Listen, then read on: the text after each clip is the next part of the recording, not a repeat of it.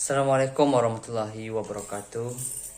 Saya Aryo Satria dengan NIM C1C019008 dari kelas R10 Akuntansi. Mata kuliah Akuntansi Keperlakuan dengan dosen pengampu Bapak Wirmi Eka Putra. Baiklah, kali ini saya akan membahas tentang komunikasi informasi akuntansi. Teori komunikasi. Dalam pengertian lebih luas, komunikasi adalah proses mempertukarkan informasi antara dua atau lebih sistem yang ada dalam suatu lingkungan umum. Sistem ini dapat berupa individu, organisasi, sosial, hewan, dan mesin. Informasi pada umumnya didefinisikan sebagai materi atau energi berpola yang mengurangi ketidakpastian dalam perilaku masa depan dari sistem-sistem yang saling berinteraksi.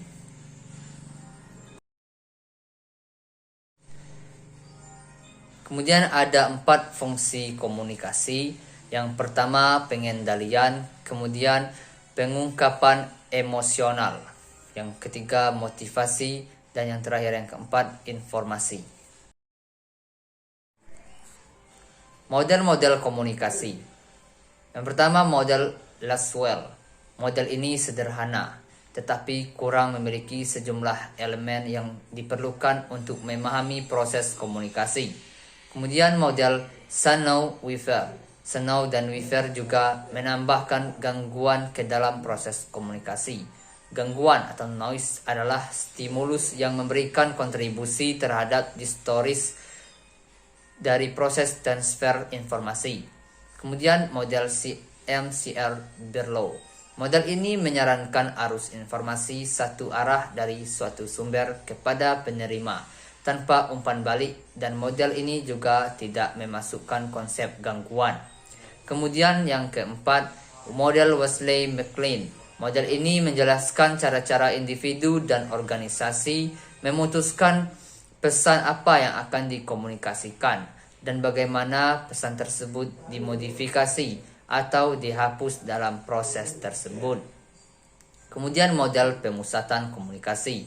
Salah satu konsekuensi dari model ini adalah bahwa komunikasi selalu mengimplikasikan suatu hubungan, suatu proses saling membagi informasi di antara dua atau lebih orang. Kemudian yang terakhir, satu metode komunikasi, satu model komunikasi. Sebelum komunikasi terjadi, perlu adanya pengungkapan atas suatu maksud sebagai pesan yang akan disampaikan.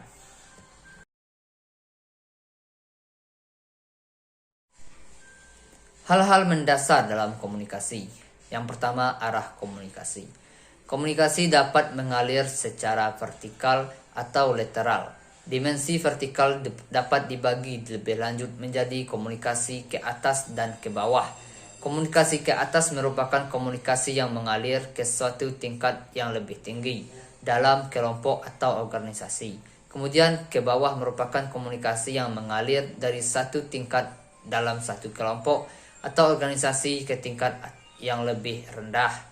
Komunikasi lateral adalah komunikasi yang terjadi di antara anggota kelompok kerja pada tingkatan yang sama. Kemudian jaringan formal dan informal. Jaringan formal pada umumnya vertikal, mengikuti tingkatan wewenang, dan terbatas pada komunikasi yang bertalian dengan tugas. Sebaliknya, jaringan informal seperti selentingan biasanya bebas untuk bergerak ke segala arah, melompati tingkatan wewenang dan kemungkinan besar memenuhi kebutuhan sosial dari anggota kelompok karena mempermudah penyelesaian tugas. Kemudian komunikasi nonverbal. Setiap orang yang pernah mengunjungi bar atau klub malam menyadari bahwa komunikasi tidak harus bersifat verbal untuk mengantarkan suatu pesan. Penghalang komunikasi yang efektif. Terdapat beberapa penghalang utama terhadap komunikasi efektif yang perlu disadari, yaitu penyaringan, persepsi selektif, defensif, dan bahasa.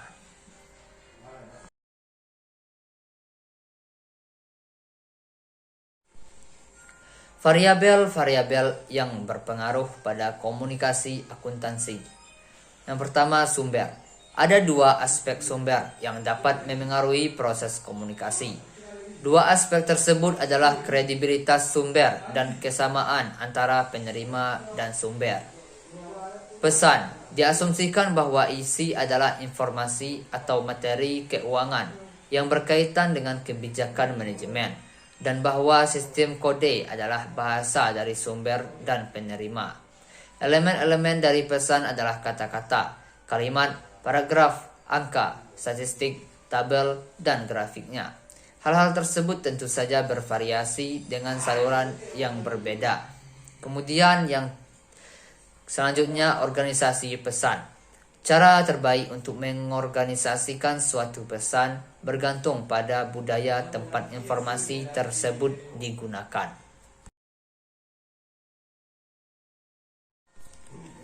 Kemudian selanjutnya, perlakuan pesan.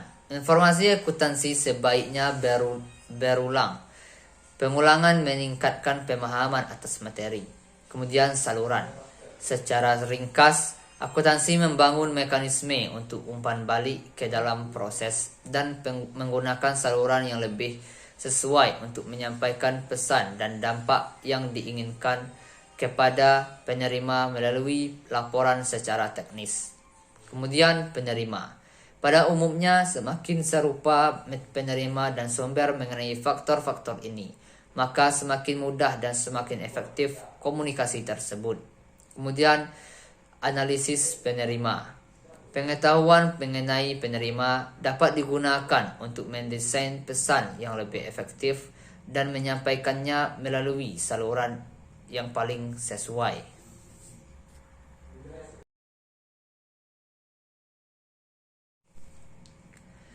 Kemudian, analisis jaringan. Pada dasarnya, penjelasan struktur komunikasi dari suatu organisasi dihasilkan dengan memeriksa arus informasi antar komponen dari sistem tersebut. Dan yang terakhir, umpan balik. Umpan balik merupakan pesan yang dikirim oleh penerima kepada sumber dalam menanggapi pesan awal. Umpan balik memungkinkan terjadinya pertukaran ide. Kemudian terdapat 4 masalah dalam komunikasi. Masalah-masalah terbaru dalam komunikasi diantaranya yang pertama, penghalang komunikasi pria dan wanita. Kemudian yang kedua, komunikasi yang benar secara politis. Ketiga, komunikasi lintas budaya. Dan yang terakhir, masalah tersebut adalah komunikasi elektronik.